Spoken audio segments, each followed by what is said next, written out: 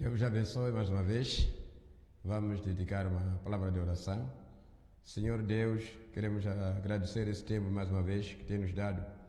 Pedimos, Pai, a Tua presença enquanto lemos a Tua palavra e pedimos Tua bênção a todos os nossos irmãos e irmãs espalhados por todo o mundo e que, especialmente neste momento, estão acompanhando este programa. Que possa lhes abençoar. Da nossa parte, pedimos, Pai Celestial, que Tu esteja no nosso meio, falando, Pai Celestial, para nós. No nome do Senhor Jesus Cristo, nós pedimos. Amém. Mais uma vez, Deus te abençoe.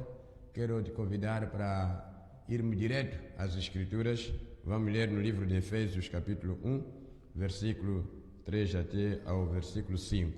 Lê-se assim: Bendito o Deus e Pai do nosso Senhor Jesus Cristo, o qual nos abençoou com todas as bênçãos espirituais nos lugares celestiais em Cristo, como também nos elegeu nele antes da fundação do mundo, para que fôssemos santos e irrepreensíveis diante dele em amor, e nos predestinou para filhos de adoção por Jesus Cristo, para si mesmo, segundo o beneplácito da sua vontade. Que Deus possa abençoar mais uma vez a sua palavra. Irmãos, hoje vamos ter um tema especial, mas primeiro, talvez fazer uma recapitulação do assunto que nós tratamos nos dois últimos programas anteriores, que foi a semente da serpente. Eu creio que foi de facto uma boa aprendizagem que nós tivemos e aprendemos muito do Senhor e aprendemos muito pelo mensageiro da era de Laodiceia. Percebemos que a serpente tinha uma semente. Percebemos que a serpente era um ser parecido, era um ser semelhante ao homem, um ser que podia falar, podia pensar, podia enganar, podia sentir, podia o seu sangue se misturar com o sangue humano. E vimos que, de facto, essas características, provamos através das Escrituras que isso é verdadeiro. Também provamos que a Eva não comeu uma fruta literal, como nós podemos assim ver, uma maçã, como a teologia moderna defende, que a Eva comeu uma maçã ou pera ou outro tipo de espécie de fruta. Mas vimos que essa fruta, em Deuteronômio 30, versículo 9, Deus nos deu as três frutas que existem. Primeiro é o fruto do ventre. Segundo, fruto dos animais. Terceiro, fruto da terra. Então vimos que a Eva não comeu o fruto das árvores, porque como consequência do que ela comeu, ela teve grávida. Então, e também sentiu que estava nua. E todos sentiram que estavam nus. Percebemos que esse fruto que comeram originou o engravidamento dela e trouxe-lhe a vergonha de que estavam nus, por isso se puseram a fugir diante da face do Senhor. Mas Deus foi atrás dele, os achou e os redimiu de volta. Também entendemos nós que da relação com a serpente saiu Caim e da relação que a Eva teve com Adão saiu Abel. E Abel matou seu irmão, Caim matou seu irmão Abel, e no lugar de Abel, Deus concedeu a Eva mais um filho, que foi o Sete. Então, dali começou a rolar na terra as duas sementes, a semente de Deus e a semente da serpente. Com relação à serpente principal, a que ocasionou a queda, Deus amaldiçoou e destruiu cada partícula que estava nele, cada osso, cada coisa que estava lá, mesmo o sangue teve que ser destruído para que não se misturasse mais com o sangue humano. Então quero, antes de ir ao tema de hoje, a predestinação, quero que leamos juntos para só marcarmos um fecho do conteúdo anterior. Na página 85 das 7 eras da igreja, deste livro, o nosso irmão Branham diz assim: Deus, sendo o Salvador, era necessário que ele predestinasse um homem que necessitasse de salvação, a fim de outorgar a si mesmo razão e propósito de ser. Isto é 100% correto e inúmeras escrituras o confirmam, como faz o muito apontado versículo de Romanos 11:36, que diz: porque dele e por ele e para ele são todas as coisas, glória, pois, a ele eternamente. Amém. O homem não podia vir diretamente e tomar daquela árvore da vida no meio do jardim. Aquela vida eterna da árvore tinha que se tornar carne primeiro. Este é o propósito de Deus. Por que o casal lá não foi diretamente à árvore da vida? O irmão Branham está nos a revelar aqui, o mensageiro do entardecer, está nos a revelar que o homem não podia vir diretamente e tomar daquela árvore da vida no meio do jardim. Aquela vida eterna da árvore tinha que se tornar carne primeiro. Mas antes que Deus pudesse levantar e salvar um pecador, ele tinha que ter um pecador para levantar e salvar. Deus em si mesmo tem o atributo de ser Salvador. Ele é Pai porque criou. Depois, ele também é Salvador. Para ser Salvador, ele deve ter alguém por salvar. Para alguém ser um médico, é que deve existir um doente para curar. Para ser um engenheiro, é porque tem obras por ele construir. Qualquer coisa, você sabe disso. Então, Deus nele mesmo, ele é Salvador. Mas antes que Deus pudesse levantar e salvar um pecador, ele tinha que ter um pecador para levantar e salvar. O homem tinha que cair. Aí está, parece que é tão confuso para a mente humana. Como é que Deus vai permitir isso? Como é que vai deixar que um homem caia para depois ele se outorgar a si mesmo de Salvador? Então, aí está a razão da revelação para tu conheceres. Senão vai amaldiçoar o próprio pensamento de Deus. Por quê? Porque a mente humana é finita. Ela pensa pouco. O homem pensa muito pouco. É só se colocar como um passarinho. Você como que pensa de um passarinho? O passarinho, para conosco homens, eles podem ter um mistério, não saber como nós pensamos. Mas nós pensamos mais que um pássaro, mais que um canário. Então, você tem que se colocar assim na posição com Deus. Você pensa muito pouco para entender a magnitude do projeto que Deus nele mesmo concebeu para nós. O homem tinha que cair. A queda que seria causada por Satanás tinha que ter a carne para produzir a queda. Satanás tinha que vir através da carne também. Mas Satanás não podia vir através da carne humana para produzir a queda da maneira que Cristo viria em carne humana para restaurar os caídos. Tem que perceber isso aí. É a razão pela qual que muitos não creem na doutrina da predestinação que nós estamos para introduzir aqui. Que Deus pensou que o homem cairia? Sim. Deus permitiu que Satanás entrasse? Sim. Mas se permitiu que Satanás entrasse e provocasse a queda, significa que os projetos de Deus foram violados? Não. Então, vamos ouvir. Satanás tinha que vir através da carne também.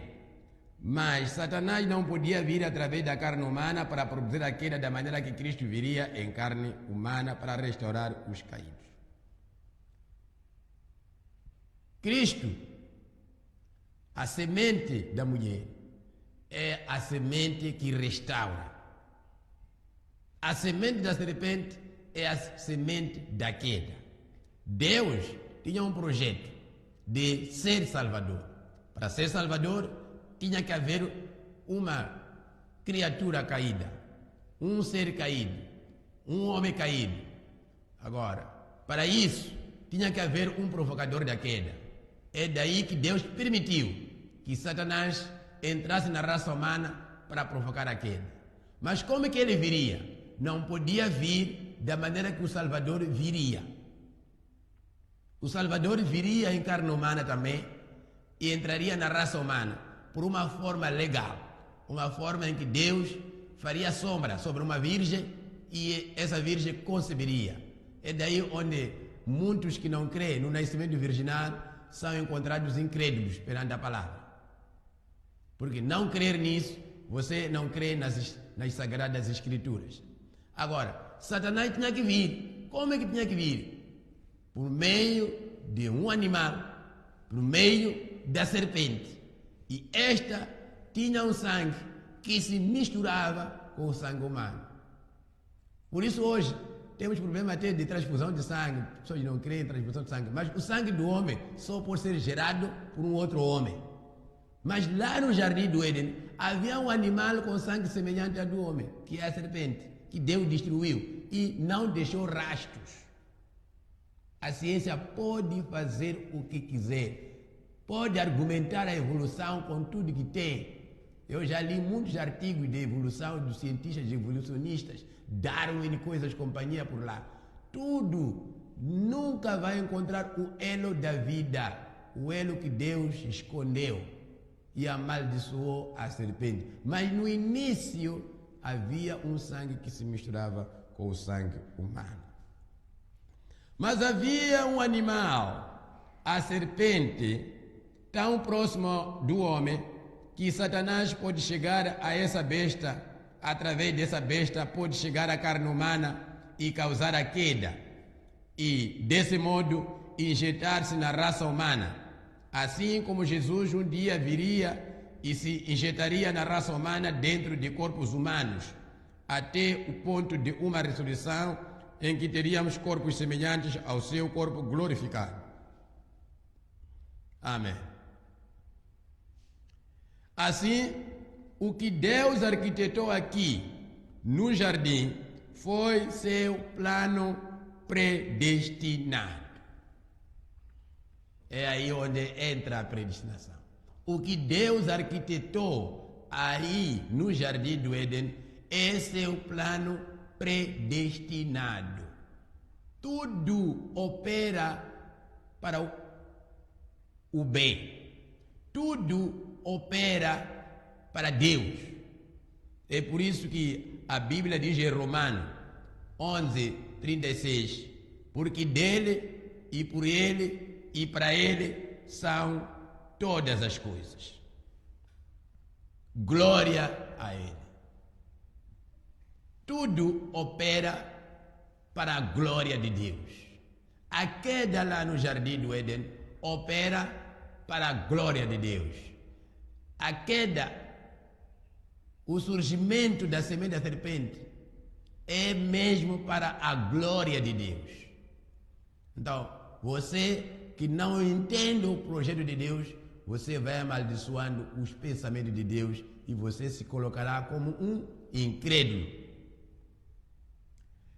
E quando Satanás ocasionou o que era necessário ao propósito de Deus, então o homem não pôde chegar à árvore da vida do jardim. Certamente que não era tempo. Porém, um animal foi tomado e seu sangue derramado, então Deus teve comunhão com o homem novamente. Depois viria um dia quando Deus apareceria em carne e por meio de sua humilhação ele restauraria o homem caído e faria dele um participante dessa vida eterna. Uma vez que você veja isto, pode compreender a semente da serpente e saber que não foi nenhuma maçã que Eva comeu. Não, foi a degradação da humanidade pelo intermisturar de sementes. Foi a degradação da raça humana. Foi a perversão que a Eva aceitou através da serpente. Então, aqui é onde reside o projeto de Deus. E eu quero que você perceba isso, porque para ser crente, para ser cristão, você tem que crer que isto aqui aconteceu e é para um propósito, para a glorificação de Deus em si mesmo. Agora, o que é a predestinação? Se até a queda foi uma predestinação, se até a salvação é uma predestinação, é daí onde nós tomamos que Deus não é surpreendido por nada.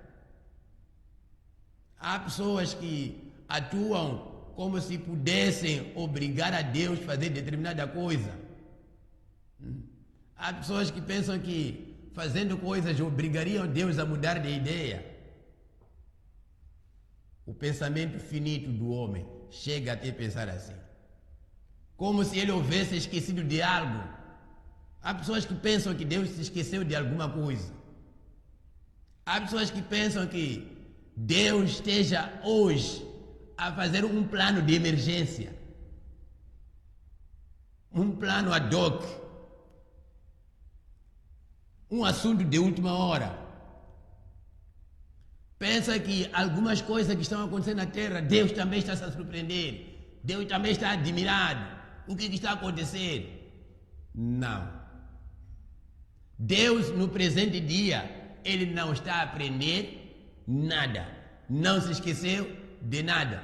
Muitos colocam Deus como um vovô com cabelo branco, que ele se esqueceu de quantos filhos ele tem, quantos netos. É o pensamento finito do homem. Tudo o que acontece, Deus já tem um pré-ordenado. Agora, esse termo aqui, para alguns, se calhar seja novo. O que é pré-ordenação ou predestinação? É um termo que significa destinado de antemão ou previamente decidido. É o que significa predestinação. Destinado de antemão, previamente conhecido, previamente decidido. Deus não se surpreende por nada novo que esteja a acontecer na terra. Ele não está a aprender hoje. Ele não está a surpreender. Deus não está sujeito às circunstâncias. Não desenvolve seus planos às cegas. Nem ele determina algo de última hora. Então, como é que ele faz isso? Através da predestinação. Ele é infinito. Deixa lá, vamos ler aqui. No nosso irmão Branham, você sabe, Deus nos enviou um profeta nesses dias. E o propósito do profeta é restaurar-nos a fé pentecostal e revelar os mistérios que foram escondidos através da Bíblia.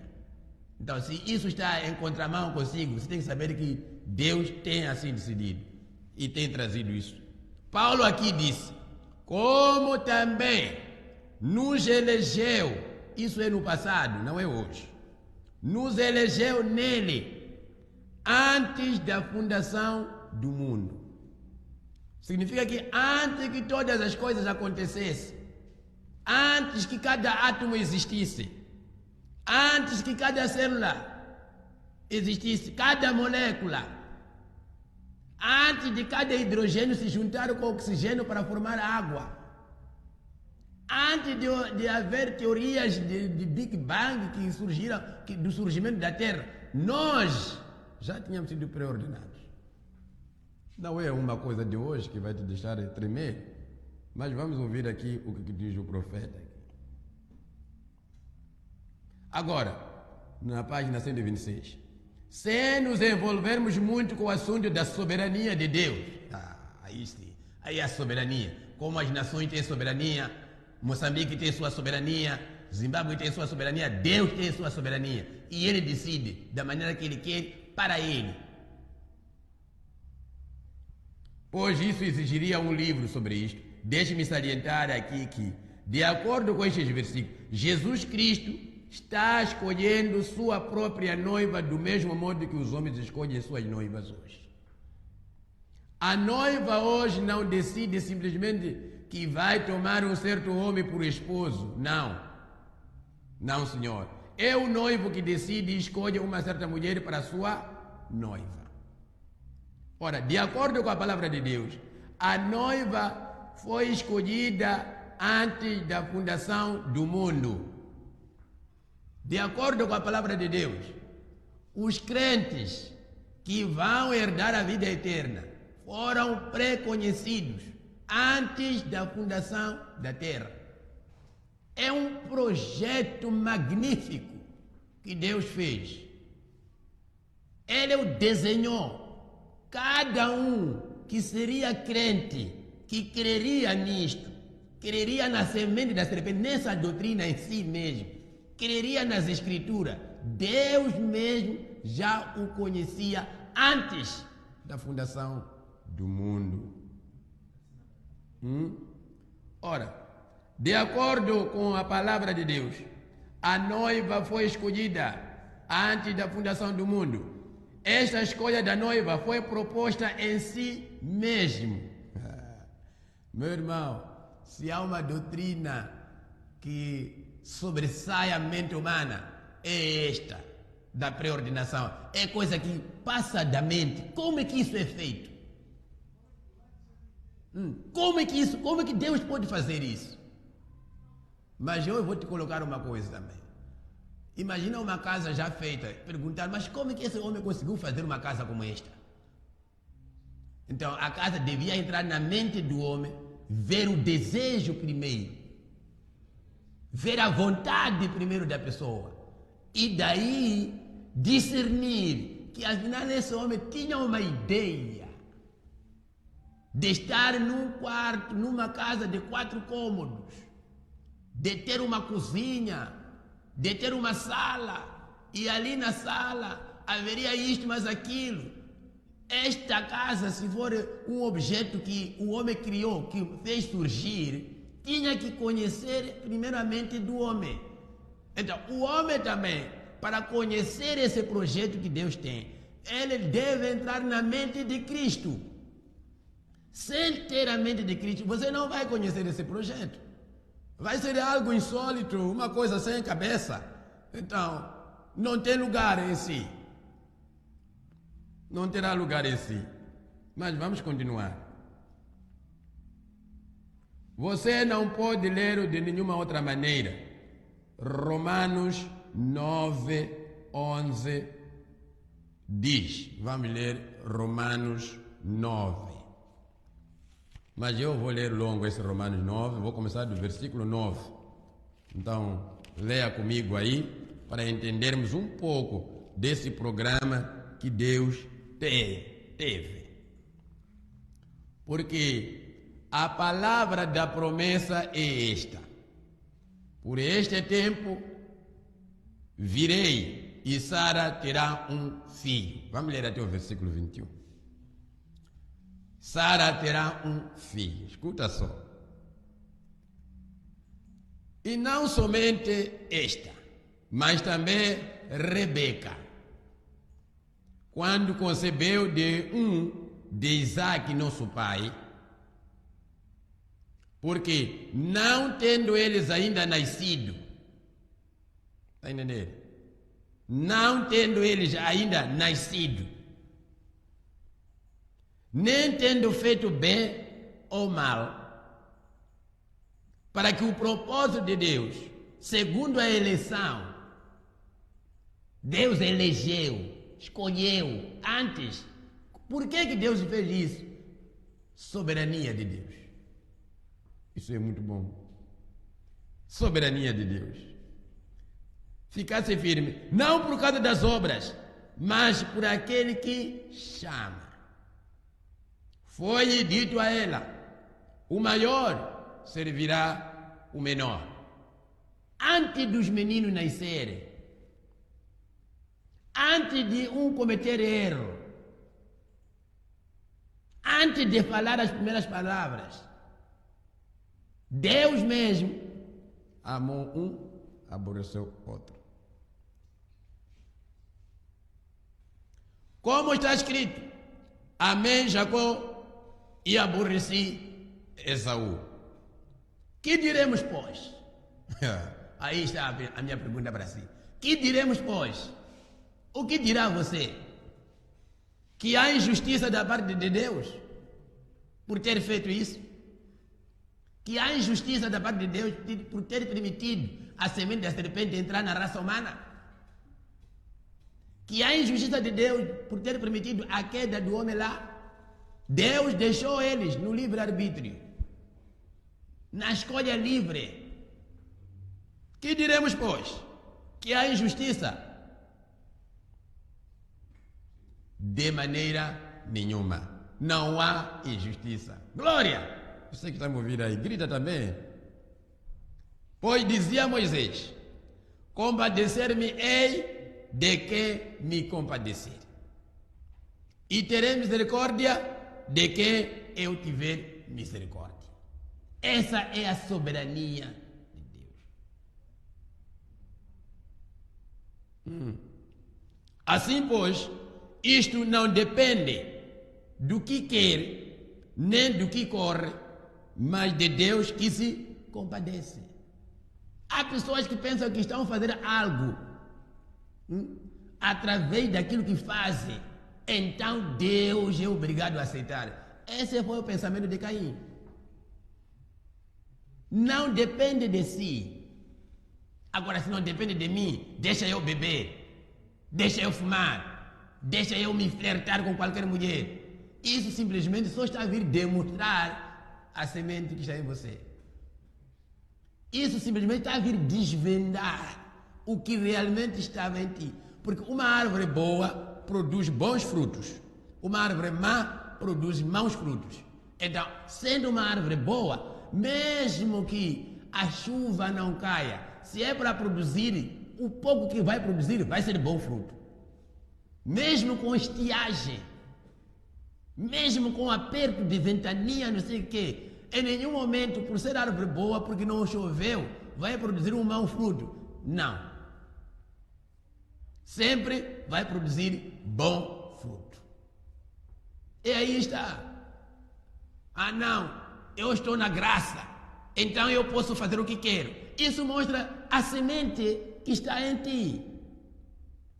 Porque se a semente é errada, não importa quanto evangelho você escuta, não importa quantas igrejas você entra, não importa quantos dízimos você tira, não importa quanto dinheiro você contribui em missões, no estrangeiro, na Cruz Vermelha, na doação, isso não interessa. Se você não foi preordenado para isto, se o amor de Cristo não está em você, você está eternamente perdido. Este é o mistério que Deus nos destinou para nós conhecermos nesses últimos dias. Graças a Deus. Vamos continuar a ler um pouco aqui. Vamos ainda continuar no nosso livro de Romanos. Porque diz a Escritura, porque diz a Escritura a Faraó: para isto mesmo te levantei, para em ti mostrar o meu poder, e para que o meu nome seja anunciado em toda a terra. Deus levantou o Faraó para o trabalho que Faraó fez. Sabia disso? Faraó foi aquele que contradisse Moisés. foi aquele que recusava tirar os filhos de Israel para a terra prometida. A Bíblia diz que Deus disse que levantou Faraó para aquele propósito. Para com que fim? Mostrar o seu poder ao Egito e dar exemplo a nós na Bíblia aqui. Para isto mesmo te levantei, para em ti mostrar o meu poder e para que o meu nome seja anunciado em toda a terra. Logo, pois, compadecer-se de quem quer e endurece a quem quer. Eu sou crente, eu sou cristão, mas isto aqui para mim não concordo. Você tem que concordar para ser crente. Logo, dir-me-ás então, por que se queixa ele ainda? Se calhar você também tem essa pergunta. Veja só, a Bíblia já tem todas as respostas. Por que se queixa ele ainda? Porquanto quem resiste à vontade dele? Alguém talvez pergunte, mas Deus então, por que se queixa que nós temos que converter, temos que deixar isso, porque ninguém resiste à vontade dele? Muitos têm feito essa pergunta. Se ele permitiu que isso aconteça, isso eu vou fazer. Se ele permitiu que se fabrique a bebida, então eu vou beber. Se ele fez isso, então eu vou fazer. Tudo bem, continua. Mas, ó homem, quem és tu que a Deus replicas? Não são minhas palavras, não tomem esse pastor aqui, não. Essa é a pergunta que a Bíblia está a trazer em Romanos. Ó homem, você que está tendo essa pergunta, quem és tu que a Deus replicas? Quem é você para perguntar se até mesmo um governo decreta o que quer? Todos devem usar máscara. Reuniram-se um grupo de homens e decidiram. Você vai dizer, mas por quê? Você ousa ele perguntar ao chefe de Estado? Quem é você para contradizer uma vontade de uma soberania? Até homens maus decidem coisas que mesmo não são sensatas a fazer. Quando decidem, você fica em casa, fecha-se em casa, você tem que se fechar. Decidiram. É soberania. Você sai, tem que sofrer as consequências. Mas agora querem criticar a soberania de Deus. Mas Deus, como é bom, Ele nos explica. Deus é tão transparente. Se há uma democracia, é em Deus, que te dá até a liberdade de você perguntar a Ele e Ele te responder. Não é uma ditadura. Mas está aqui. Porventura coisa formada dirá ao que a formou, por que me fizeste assim? Entendeu essa pergunta aqui? Porventura, ou por acaso, a coisa formada dirá ao que a formou, por que me fizeste assim? Uma casa que você fez, um carro que você fabricou, vai vir depois perguntar ao dono, por que você me fez assim? Um jardim que você plantou em casa, colocou flores no jardim de fora e tirou algumas outras flores, colocou no vaso, pôs em cima da mesa. Então, aquela flor lá fora pergunta, por que tu estás a me deixar aqui fora? Por que não me diz para entrar também ali dentro? É o que Paulo está dizendo assim. Porventura a coisa formada dirá ao que a formou, por que me fizeste assim? Ora, não tem o oleiro poder sobre o barro para da mesma massa fazer um vaso para honra e outro para desonra? Não tem o oleiro. O oleiro é aquele que produz produtos com barro. Ele, quando está a fazer uma panela e a panela de barro não saiu bem, ele pode de novo pegar naquele barro, destruir e voltar a fazer um outro molde, até ele ficar satisfeito pelo produto que ele está fazendo. Aí reside a soberania de Deus. Vamos continuar a ler o nosso irmão Branham aqui. Você não pode ler de nenhuma outra maneira. O propósito íntimo, o eterno propósito de Deus, era tomar uma noiva de sua própria escolha, e esse propósito estava em si mesmo.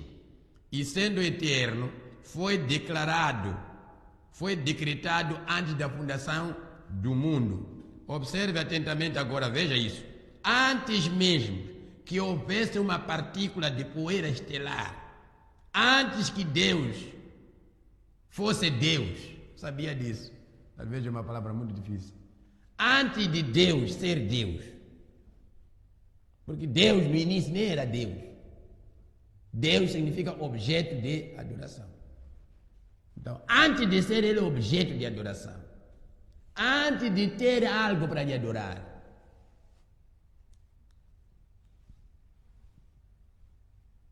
ele já conhecia. Antes de Deus ser Deus. Você sabe o que significa Deus mesmo? Deus significa objeto de adoração. Mas antes dele ser Deus, quem era? A Bíblia diz que ele é aquele que existia por si mesmo. Elohim. Deus é objeto de adoração. E ninguém estava lá para adorá-lo. Portanto, naquele tempo, ele era apenas potencialmente Deus. E ele fosse apenas conhecido como Espírito Eterno, a noiva já estava em sua mente. Os crentes que seriam salvos já estavam em sua mente. Sim, estava lá. Ela existia em seus pensamentos. E o que você me diz a respeito desses pensamentos de Deus? Eles são eternos, não são? São eternos. Os eternos pensamentos de Deus, deixe-me lhe perguntar uma coisa. São eternos ou não são eternos os pensamentos de Deus? São eternos. Deus é imutável, tanto em essência como em comportamento. Deus é infinito. Agora aí onde nós queremos parar um pouco.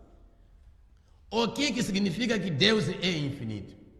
Significa que antes de ter um fim, ele conhece o princípio.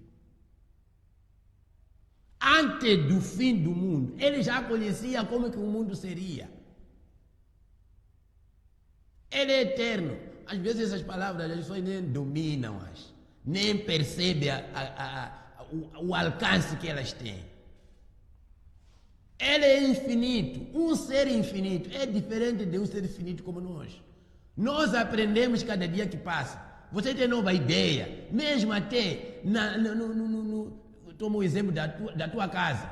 Você, há 10 anos atrás, pensou num modelo de casa, pensou numa forma da sua casa, mas 10 anos ou 5 anos depois, está a remodelar, está a aumentar isso, mas aquilo, está a alterar de ideia. Mesmo que você escreva um livro hoje, está cheio de errata para tentar acertar um pensamento que não foi feito bem antes. Isso é diferente de Deus, é o que as pessoas não sabem hoje.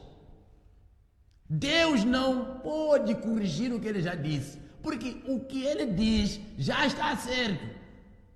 Ele é eterno, não falha, ele é infinito. É daí onde hoje homens se batem sobre a parede e querer corrigir a palavra de Deus. Querer negar a semente de serpente, querer negar o batismo bíblico, querer negar as proibições que a Bíblia diz sobre mulheres pregadoras. Estão se bater em vão. Porque a palavra de Deus é eterna e nenhum mortal vai modificá-la. Nenhum seminário, nenhum bispo, nem padre, nem sacerdote, nem pastor, nem igreja, nem governo. Seja ele dominante, houverão muitos governos famosos. Babilônia, Roma, Egito, mesmo que seja América, mesmo que seja... Nenhuma nação vai mudar o projeto de Deus. Tampouco as escrituras, que as pessoas lutam cada dia para trocá-las. De nenhuma forma. Ele é infinito. Se ele é infinito, ele também deve ser onisciente. Se ele é onisciente, então ele não está agora nem aprendendo, nem está tomando conselho até consigo mesmo, nem está em nenhum tempo acrescentando ao seu conhecimento. Deus não está aprendendo, não está acrescentando ao seu conhecimento. Não está a aprender isso mais aquilo. Não. Se ele pode acrescentar ao seu conhecimento, então ele não é onisciente. Mas isso não é escriturístico. Ele é onisciente. Ele jamais teve um novo pensamento acerca de algo, porque todos os seus pensamentos, ele sempre os teve e sempre terá e conhece o fim desde o princípio, porque ele é Deus. Meu irmão, você tem que tomar isso.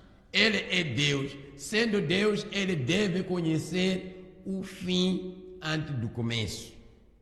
Então, se estamos a falar de um mundo todo, ele conheceu como é que o pecado entraria e como é que ele terminaria com o pecado e como seria a vida após o pecado, a eternidade. A vida eterna como ele tinha dado essa vida eterna em Jesus Cristo. E ele estava lá no jardim do Éden. O homem devia comer daquela árvore, mas antes dela comer, não podia ter diretamente de tomar a árvore. Ela primeiro tinha que se tornar pessoa. Depois daí é que podia se comer aquela carne. Oh, que bonito. Você está vendo esses pedras se desvendar hoje. Então, antes disso, ele tinha que ser salvador, porque são atributos do mesmo Deus de salvar. Mas antes de se salvar, tinha que haver uma queda. E essa queda foi também desenhada como seria e como seria liquidada. De maneira que aqueles que se perdem, Deus não está perdendo ninguém. Deus não está perdendo ninguém. Você vai pensar, Deus aqui, Satanás aqui ganhou. Não. Outro diz, não, eu fiz um esforço para procurar Deus. Eu andei de igreja a igreja até que encontrei. Estava mesmo à procura de Deus. Que vaidade. Homem procurar de Deus. Nunca vi um homem a procurar de Deus. A Bíblia diz que quando o homem caiu no jardim do Éden, ele não foi sozinho a procurar Deus. Deus é que andou atrás dos arbustos a procurar, a chamar: Adão, Adão, onde você está? Não foi Adão a procurar Deus, eu caí, estás aonde? Deus, eu pequei, estás aonde? Não, mas hoje o discurso é muito contrário. Eu procurei Deus, eu estou a me santificar, porque eu amo Deus. Deus tem que me salvar mesmo. Eu não vejo qual é a santidade que eu tenho. Esse é um discurso diabólico. Ninguém com sua santidade, não é pelas obras como nós ouvimos aqui. Não é pelas obras que nós somos salvos, mas também não é por não fazer as obras. Porque aqui há duas doutrinas, o arminismo tenta defender um lado, está vendo isso aí? O calvinismo tenta defender, você sabe dessas coisas, dessas doutrinas, eu não quero falar dessas grandes doutrinas ali, que desencaminham as pessoas. Agora, vamos ler juntos aqui.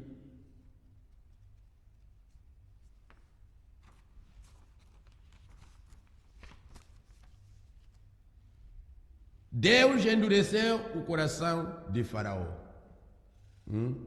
Como é que ele endureceu o coração de Faraó? Através de profetas falsos. Nós passamos um dia aqui, um programa sobre profetas, os falsos profetas.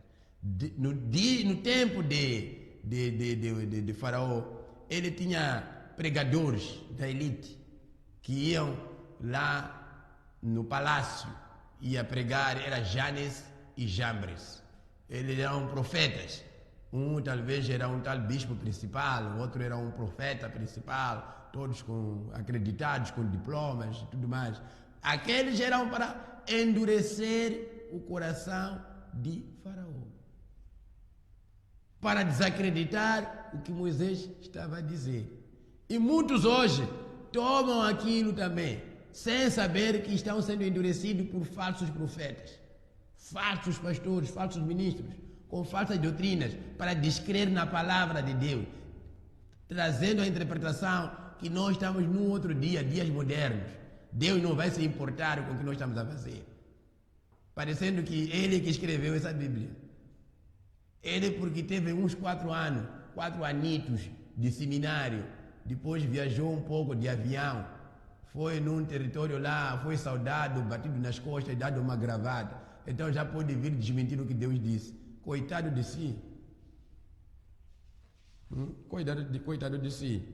Mas Jesus Cristo agradeceu a Deus, agradeceu ao Pai, que escondeu essas coisas aos inteligentes. Você sabia disso? Vamos ler Lucas 10. Lucas 10. Só para ver que mesmo a revelação, mesmo o conhecer essas coisas, Deus não deu a revelação para todos. Isso é para um grupo selecionado que foi pré-conhecido. Deus conheceu antes quem seria salvo e quem não seria salvo. Agora, eu sou salvo. Você que faz sozinho essa questão e procura ver se você é. Mas se não é, pelos frutos nós conseguimos ver. Lucas 10, 21. Naquela mesma hora se alegrou Jesus no Espírito e disse: graças te dou, ó Pai, Senhor do céu e da terra, que escondeste estas coisas aos sábios inteligentes. É onde eu digo, ir no seminário é muito bom, mas não há experiência bíblica que Deus alguma vez tratou com seminaristas. Com teólogos não há. O que eu sei é que pela Bíblia os teólogos sempre combateram a revelação do dia presente. Lá no Egito era Janes e Jambres. Lá ainda com Moisés nós tivemos o profeta Balaão.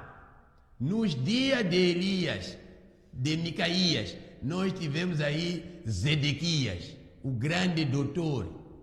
Era sempre a combater. Nos dias do Senhor Jesus Cristo, tivemos escribas, doutores da lei, fariseus, saduceus, herodianos, combateram a palavra. E nós sempre vimos que Deus usa pessoas simples. Como Jesus diz assim, agradou, oh Deus, te dou graças, ó Pai, que escondeu estas coisas aos sábios e inteligentes. Deus escondeu essas coisas aqui. Se você está a ouvir e não toma uma atitude com a palavra que está a ouvir, se calhar você esteja fechado no coração. Mas se você é humilde, simples, você vai aceitar isso, porque está aqui na Bíblia que você tem. Pode ler no seu telefone, pode ler a Bíblia que você tem em casa. Deus agradou isso, porque ter escondido significa que há mistérios que estão aqui na Bíblia, que Deus escondeu. Mas Ele prometeu, de acordo com Apocalipse 10:7, revelar esses mistérios no tempo do fim, antes de Deus destruir essa terra aqui. Traria esses mistérios à tona para o conhecimento de todos. Mas o que acontece? A semente errada, quando é trazida a coisa, odeia. Nós vimos isso como produto de Caim. Caim foi dito por Deus: olha, Caim, você não pode odiar teu irmão Abel. Faça como ele fez. Eu vou te receber. Disse: eu não vou fazer. Receba a minha maçã. Receba essa minha teologia que nós comemos maçã. Mas Deus está dizendo: não fora a maçã que trouxe a queda. Sangue derramou-se. Faça como Abel fez. A Bíblia diz que Abel, pela fé, ofereceu melhor sacrifício do que Caim. Faça. Escondeu essas coisas aos sábios e inteligentes e as revelaste às criancinhas. Assim, ó Pai, porque te aprove. Tudo por meu Pai me foi entregue. Ninguém conhece quem é o Filho, senão o Pai. Nem quem é o Pai, senão o Filho. E aquele a quem o Filho o quiser revelar. Está ouvindo aqui? Aqui é a soberania. Ninguém conhece o Pai, senão o Filho. Ninguém conhece o Filho, senão o Pai. E aquele a quem o Filho quiser revelar, quiser fazer conhecido. O quê? Essas coisas, esses mistérios. Hoje nós temos recebido uma mensagem, um mensageiro, no tempo de entardecer. Agora, se você é um pré-ordenado, essas coisas quando acontecem é como uma semente embaixo da terra. Quando a chuva cai, independentemente se a terra está em cima da rocha, germina, porque lá dentro tem uma semente. Então, quando a palavra de Deus cai sobre os filhos de Deus, independentemente de onde estiver, na denominação, se é muçulmano, se é budista, se é dianista, se é ateu, ele vai reconhecer a voz de Deus. Vai reconhecer. Vai reconhecer. Deus escondeu essas coisas aos sábios e entendidos e revelou a nós nesses últimos dias. As pessoas não conseguem crer que Deus esconde a sua palavra de uns e as revela de outros. Porém, esta verdade está registrada em toda a Escritura, que ela seria revelada em plenitude nos últimos dias através do profeta e mensageiro da sétima era da igreja. Nós já passamos aqui. Deus nos deu um mensageiro, nos deu uma mensagem.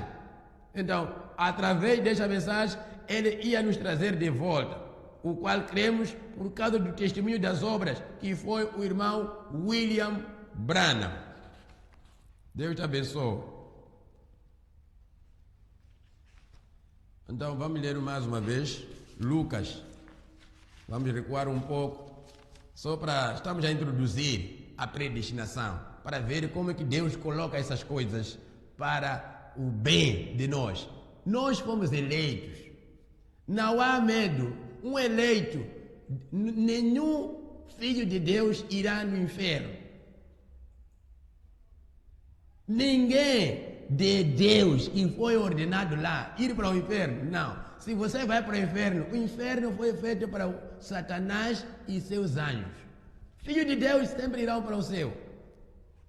Mas nós os conheceremos aqui, de antemão, se irá no céu ou para o inferno. De que maneira? Vamos ouvir Lucas, antes de avançarmos muito. Lucas 8, versículo 9. E os seus discípulos o interrogaram, dizendo: que parábola é esta? A parábola do semeador. E ele disse: a vós vos é dado conhecer os mistérios do reino de Deus. Está ouvindo isso aí? A vocês é dado conhecer. Não é para todos. Jesus não morreu apenas para aqueles que estavam escritos no livro da vida do Cordeiro antes da fundação da terra. Nós vamos chegar a isso aí. Não morreu para a semente da serpente. Jesus não morreu para filho de Satanás. Morreu para pagar o preço dos filhos de Deus. Quando Abel oferecia sacrifício, não oferecia para Caim. Era para ele mesmo e foi recebido. A vós é dado conhecer os mistérios do reino de Deus, mas aos outros por parábolas, para que, vendo, não vejam, e ouvindo, não entendam. Não seja assim. Ver, não ver. Ouvir, não ouvir. E existe muito isso aí. Pessoas ouvem o evangelho, ainda continuam com o coração duro. Mas, se você é um filho de Deus, você vai ouvir de verdade. Vai ver de verdade. O ver que estás a dizer não é ver com esses olhos. Não é ver com esses olhos. Porque se fosse assim, então o cego não estaria a ver. O homem não vem pelos olhos, vem pelo coração. Sabia disso? O homem vem pelo coração. Então, através do seu coração, você vai ver Deus. Você vai pensar que é ver com as vistas, é pôr óculos para ver. Isso é tão carnal, esse pensamento. Tão baixo. A vós é dado conhecer os mistérios do reino, mas aos outros por parábolas. O que estamos aqui a trazer, meu irmão, é desvendar esses mistérios que Deus tem nos dado hoje. Deus pré-ordenou quem seria salvo e quem não seria salvo. Amém. Eu tenho muitas escrituras aqui. Mas deixa-me ler uma mensagem aqui. O profeta pregou, chamou o tempo de colheita. Tempo de colheita, parágrafo 124. Ele é infinito. Ele é onipresente, onisciente. Portanto, ele sabe de todas as coisas. Ele não pode estar presente em todos os lugares. Sendo onisciente, sabendo todas as coisas, então ele pode estar presente em todos os lugares. Porque esta é a maneira que ele nos predestinou, através da presciência. Escuta só bem. A predestinação de Deus é pela presciência. Muito difícil, não é? Mas é simples. A vós é dado de conhecer os mistérios, mas aos outros por parábolas, para que vendo, não vejam, ouvindo, não possam ouvir. Agora, se Deus disse que Ele predestinou-nos, a predestinação que Deus fez é através da presciência. Eu sei que são dois termos que estão completamente confusos. Por quê? Não porque Ele desejou que esta pessoa fosse salva e esta outra perdida. Não. Deus quer que todos venham à vida eterna, sejam salvos, é o que Deus disse em Timóteo. Quer todos que se salvem, mas pela presciência de Deus, Ele foi conhecendo quem através da palavra, através do tempo, apresentado a palavra, aceitaria e negaria. Vamos ouvir. Porém, Ele sabia quem se perderia e quem seria salvo. Vê?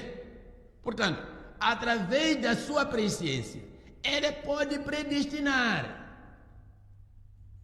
E Ele faz tudo operar para a sua glória. Como é que Ele predestinou? Como é que Ele preconheceu? Como é que Ele pré-indicou as coisas? Através da presciência. Ele sendo infinito, conhecendo o fim, antes de começar, Ele reparou através de todo o tempo. Ele foi conhecendo o que ia acontecer. Conheceu qual é a posição de cada um em relação à palavra. Conheceu quem ia aceitar e quem não ia aceitar. E através daquilo, Ele compilou um livro. O livro da vida do Cordeiro. Naquele em que haveriam aqueles que haviam de crer. E no outro que haveriam aqueles que não haviam de crer. Pode ler isso em Daniel. Você vai ter toda a satisfação desses livros aí. Então, através daquele preconhecimento, Ele preordenou esses já serem salvos. De maneira que Cristo, quando Ele vem, Ele já conhece quem seria salvo, quem não seria salvo, através da presciência. Meu irmão, veja essas coisas aqui. Não endureça o seu coração no tempo presente. Quando ouvir o Evangelho, aceite-o. Aceita a mensagem de libertação. No Antigo Testamento, eles tinham quando no tempo de jubileu, havia uma trombeta que se tocava quando alguém levava escravo. Passava sempre no 50º ano, ou de 7 em 7 anos, passava um homem que tocava a trombeta. E acontecia que se o homem ouvisse a trombeta soar e você estivesse na escravatura, a trombeta era sinal da libertação. Mas se depois de ouvir a trombeta, você querer continuar a servir o teu Senhor, o teu Senhor te colocava uma sovelha, colocava-te um brinco, da maneira que estão fazendo os rapazes de hoje, embrincados, mostrando que tem um pacto com demônios. Mas quando você aceita a salvação, você recebe, e você sai, e você serve, você está livre. E esse evangelho é da liberdade. Que Deus ricamente te abençoe. Então, continuaremos com o nosso tema na próxima programação. lhe convidamos que esteja conosco e que Deus ricamente possa estar consigo do outro lado onde você está. Vamos agradecer a Deus. Obrigado, Senhor Jesus Cristo, por este momento que Deus tem nos concedido. Queremos agradecer pela Tua palavra. Abençoa a todos que nos escutaram, do lado onde estão, seja com eles até ao próximo reencontro. No nome de Jesus Cristo, nós lhe agradecemos. Amém. Deus te abençoe e espero que estejamos juntos no próximo programa. Shalom.